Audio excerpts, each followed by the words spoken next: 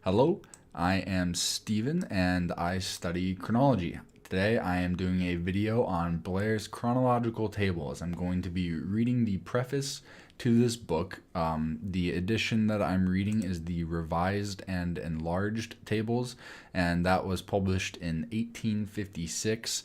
John Blair, the chronologist, he died in 1782, so this is about 70 years after his death. But before I start with that, I just want to thank the Ctruth patrons who are right here. Thank you, Ctruth patrons, for your continued support in my endeavor. If you want to get your name up here, it's only $1 a month on the Ctruth Patreon channel, which you can find in the description. And I thank those, as is tradition, every single video now. So with that, let's get to the reading here. All right, so this is the preface to Blair's chronological tables. It is a massive work in chronology, one of the fundamental ones, the important ones that you want to be reading and be familiar with to be able to understand where chronological studies are coming from. As I mentioned, this is from the mid-19th century. He wrote it in the 18th century, and so it is a little bit it's limited, it's not caught up to speed on everything that has been discovered so far. So here I will begin the reading, the preface. Chronology traces the order, history, the connection of events. The one gathers the materials, the other digests them into that philosophic lesson which educes from the changes of the past the progress of the future. Accuracy is therefore the first requisite. Without this, the stream of time is obstructed and diverted from its true course. Students and writers are led to unsound deductions. Research is bewildered, and erudition unprofitable. Yet this element, all important as it is, has been but negligently employed by most English chronologists. And before I continue, if you're watching this either for the first time or you're returning, be sure to comment. Let me know what you think of this video. So, by most English chronologists. While preparing the present volume, their productions have, of course, been consulted, examined, and tested. The result is surprise and shame at the slovenly negligence manifested in the treatment of this branch of our literature generally. To show that this charge is not advanced on slight grounds, the following illustrations are given of the manner in which the public has been misinformed by 11 of these writers, whom it would be invidious to name, unless the truth of the accusations be challenged. Without going back to ancient times, these instances are taken from later periods in which the present generation is most interested. So, 710 AD. We are told that Gebel al-Tariq, that is the mountain of Tariq, the rock itself of Gibraltar, landed at Gibraltar in April 29th. In two different pages of one chronology, we find the following entries. AD 1228, the Sixth Crusade under Emperor Frederick II. AD 1240, Richard, Earl of Cornwall, heads the Sixth Crusade. This last mentioned prince visited Palestine that year and paid a sum of money to ransom Jerusalem, but he led no crusade. In 1350, the dissection of dead bodies is said to have been forbidden in the anatomical school of Bologna by Pope Boniface VIII, who had then been dead 12 years. So, just a quick commentary, he's saying that it is reported that this pope banned the practice of, I just lost my spot here by hitting that button, banned the practice of dissecting dead bodies, but the pope had already been dead for 12 years, and so it's not possible that he could have been the person to actually have banned that. In AD 1331 is given as the date of the settlement of the Teutonic Knights in Prussia. This event, which is of importance as the origin of a great modern kingdom, took place a century earlier. The Knights built the city of Thorn in 1231 and consolidated their power in 1237. And so, my personal commentary, they've misdated the origins of Prussia by some 100 years there. 1349, the Order of the Garter, said to have been instituted by Edward III in memory of his son's victories in Spain, which victories were not achieved till 1367, that is, 18 years afterwards. 1421, an inundation at Dordrecht is said to have formed the Zuiderzee, which is 50 miles distant from that place, and was created by an eruption of the sea into Lake Flevo in 1231. All right, another commentary here. I am almost positive that I've butchered at least one or two of these words. If I butcher a word, comment and let me know how to say it correctly. And even bonus points, if you comment it while this is recording live, I'm live right now. You can talk to me in the chat if you want to. I'll be able to see that. But if you do that, when people watch this back on the replay, they will be able to see your comments in the live chat replay, and they'll know exactly how I butchered the words. I've read this through before. I've read this through a couple times, the preface, but this is my first time reading it out loud. So that is my comment for that. 18 years off for this one.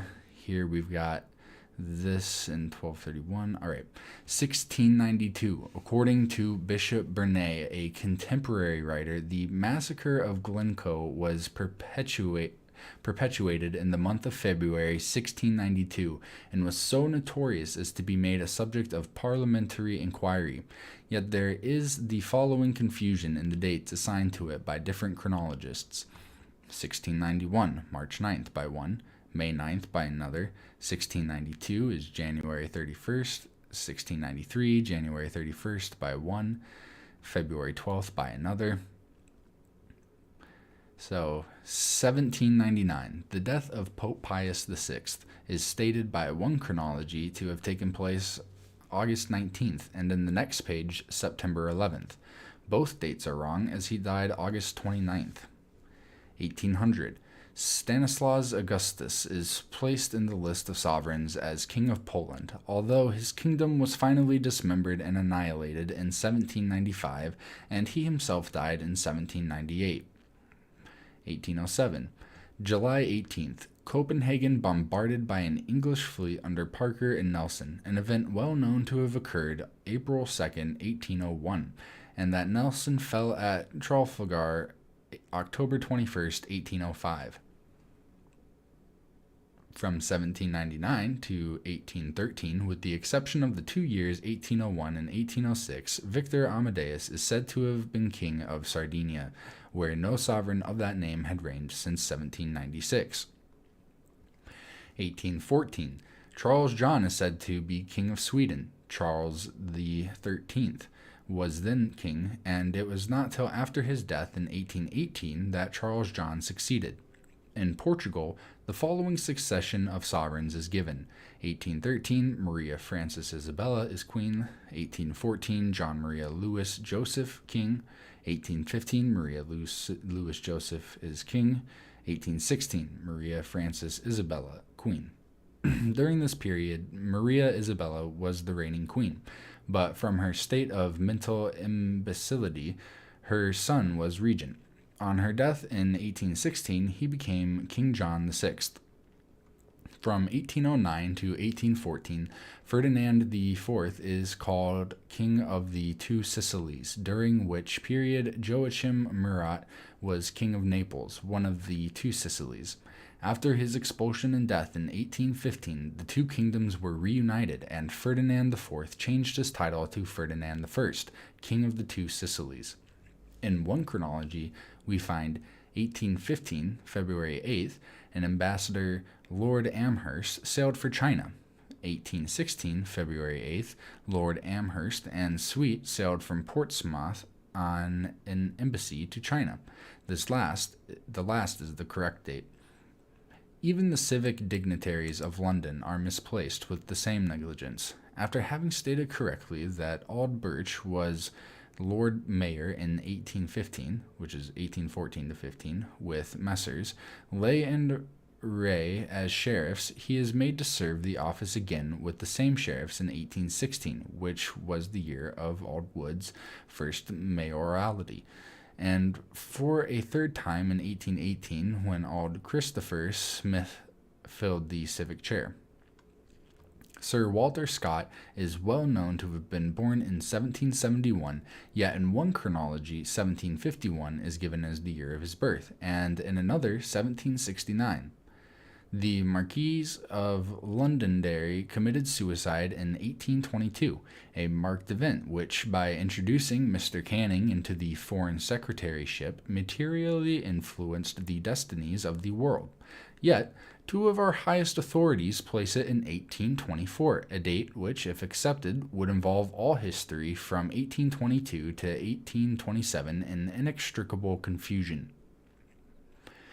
The death of Princess Sophia, which occurred May 22, 1848, is fixed by one chronology at November 29, 1844.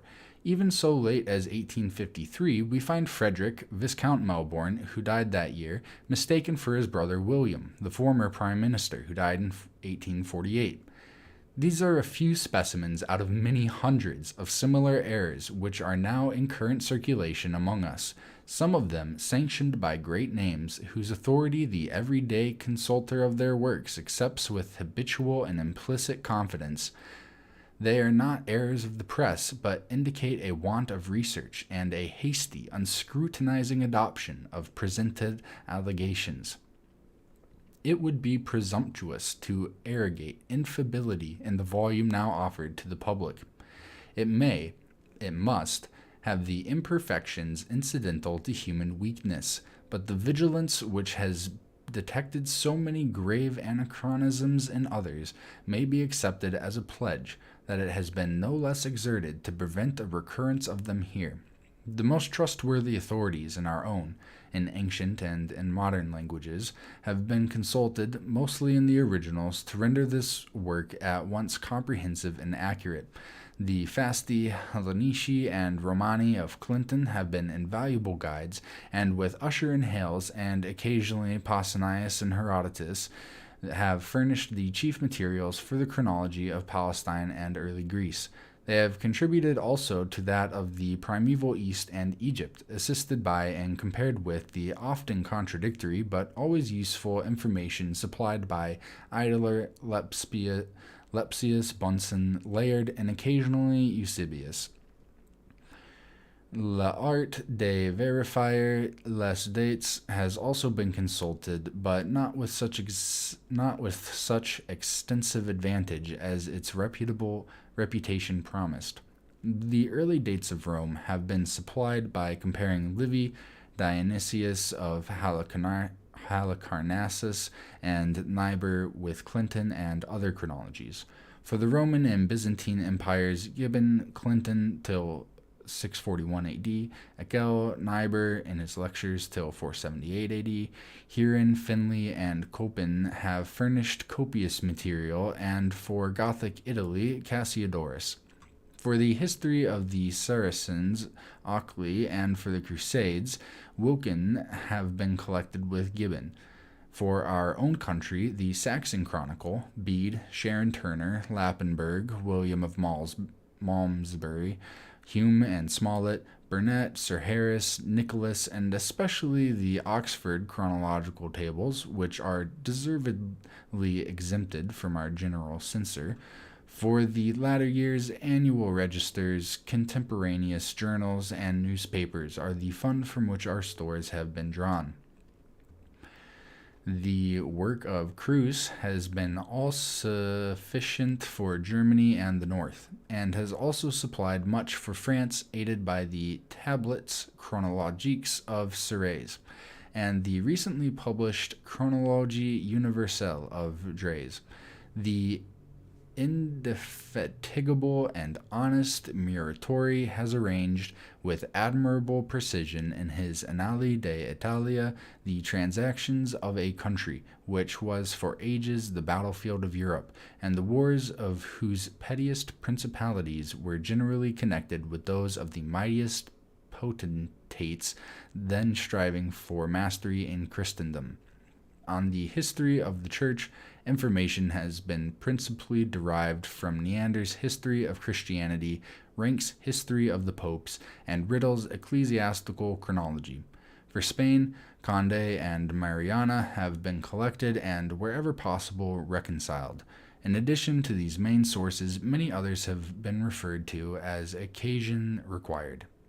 And it will be found that the pith of more than 100 volumes of standard excellence has been compressed into these pages. If therefore any who have been accustomed to rely on other chronologies should here find dates or facts not in accordance with their favorite authorities, let them not ascribe such discrepancies to carelessness or ignorance. They have always been the result of investigation. There are some points in history which never have been, never will be, and never can be decided. On these, where forbearance ought to be most conciliative, disputation is too often most vehement, and acerbity most intolerant. One of these is the origin of the art of printing. After some investigation, the view here taken is that which ascribes to the first rude idea of it to Lawrence Coster, and the perfecting of his invention to Gutenberg, Fust, and Schoeffer. We are aware of the danger of this controversial ground, and must ask those who question our assertion to hesitate in censoring what has not been adopted without inquiry. Connected with this, a minor debate has arisen on the printing of the Tractatus Petri Hispani by Fust in 1442. Some bibliographers deny the fact because no copy of such an edition has ever been found, but this negative evidence is no proof that it never existed, and we have, on the other hand, the positive testimony of Hadrian Junius, who says that Fust did print the work. Petrus Hispanus became, in 1276, Pope John the 21st. Muratori celebrates his learning, especially in medicine, and Mariani ascribes such popularity to his Tractatus de Medicina that it was called Thesaurus Pauperum. All this affords strong presumption in favor of the selection of such a work as one of the first to be issued from the press. Hadrian Junius was born in 1511, studied medicine at Paris and Bologna, practiced in London, was physician to King of Denmark, and finally settled in 1560 at Haarlem, where he occupied a high station and wrote his Batavia. His studies must have brought the treatise of Petrus Hispanus under his notice. He lived within the 1st century after the time when he says that the Tractatus Logici, which included this, were printed by Fust, and asserts that the fact to which he assigns the date of 1442 was well known in his day. On these grounds, it has been introduced into this chronology. Much confusion prevails in chronology from October 15, 1582, when Gregory the 13th altered the calendar and introduced his new style, till September 14, 1752, when it was adopted in Great Britain. And this is increased by our having adhered during the same period to the practice of not commencing the legal year till March 25th. It has, therefore, often been necessary to distinguish dates by adding them to either Old Style as OS or New Style as NS. Discrepancies which have not been noticed may be accounted for or corrected by bearing in mind this variation, first of 10 and after 1700 of 11 days. Thus, the death of the Empress Elizabeth of Russia and the accession of Peter III are replaced by some chronologies in 1761 and by others in 1762. Both are right, for according to the Russian Old Style calendar, these events took place in December 25th, 1761, while the New Style of other countries made it to January 5th, 1762. To have adapted the Mahometan Hegira to the Christian era with nice exactness would have too much encumbered these tables with figures and computations. The following course has therefore been adopted. 33 Mahometan years contains 11,694 days and are equal to two-thirds of ours, in which the number of days is 11,688. To bring these two terms into coincidence, the year of the former have been distributed that the 33rd always expires with our 32nd. The difference of 6 days, 11,694 to 11,688, in favor of this Mahometan cycle amounts in 10 centuries to about half a year. To correct this, the term of dividing the years of the Hegira has been afterwards prolonged.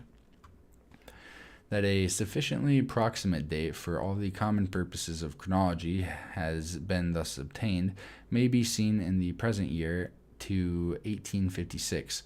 These tables assign the concluding part of A.H. Anno Hegira 1272 and the commencement of 1273. The actual state of the case is that the first Muharram 1273, the Mohammedan New Year's Day, falls on September 1st. I gotta take one quick sip of water here.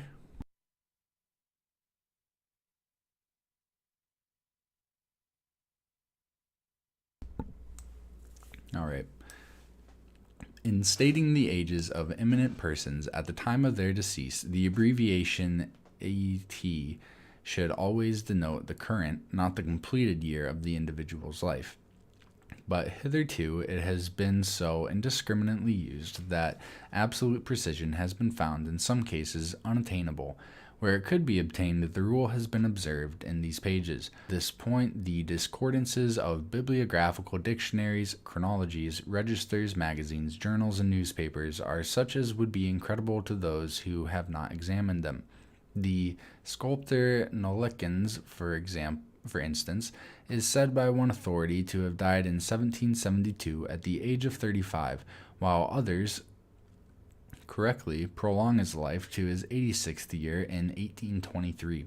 To settle such differences, more labor has sometimes been expended than the subject perhaps merited, but our principle has been to test every item, however trivial, as scrupulously as possible, and if, notwithstanding our care and diligence, some inaccuracies have arisen, they must be ascribed to the impossibility of always obtaining precise information.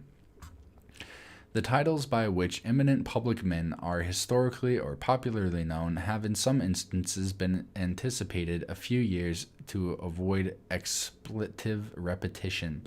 For this reason, Sir Thomas Wentworth is styled Earl of Stratford in 1630, although he was then only a baron, and not created Earl till 1639, and the Duke of Ormond is so called in 1646, although he was only an Earl, and did not become Duke till some time afterwards. Slight variations in the names of persons or places will occasionally occur, where the authorities copied differ in their orthography. But whether the names are written Shakespeare, or any other way, Althorpe or Althorpe, Folkestone or Folkestone, my stretch or my stretchy, Württemberg or Württemberg, there can be no mistake in identity. This excuse for inconsistency in the spelling of some proper names has been offered by the ablest of chronologists. See Clinton, Preface to F.H. Volume 3. Although in compliance with the wish of the publisher, we have adopted the title of Blair's Chronological Tables, the student will readily perceive that all that remains of Blair is the general outline. The work has been entirely reconstructed and every line tested by an examination with later and better authorities. It would be unjust to the publisher to conclude this preface without acknowledging that the plan and arrangement of the work are exclusively his own. The repeating column of dates is a useful novelty of his invention, which obviates the inconvenience of having to follow long lines across opposite pages, often shifted by the binder to the great perplexity of the student. Another ingenious novelty is the allocation of events to intermediate pages so as to detach the historical matter from the chronological tables, which, while it preserves all the advantages of the old system, affords to the historical student the additional one of consecutive reading. The present volume would have been incomplete without an index, but it is already too bulky to admit of any addition. It is therefore the publisher's intent to give this in a companion volume of equal dimensions to be entitled A Complete Index of Dates, in which all that is contained in the tables, with much that has been necessarily been omitted, will be included in alphabetical form. JWR, April 1856.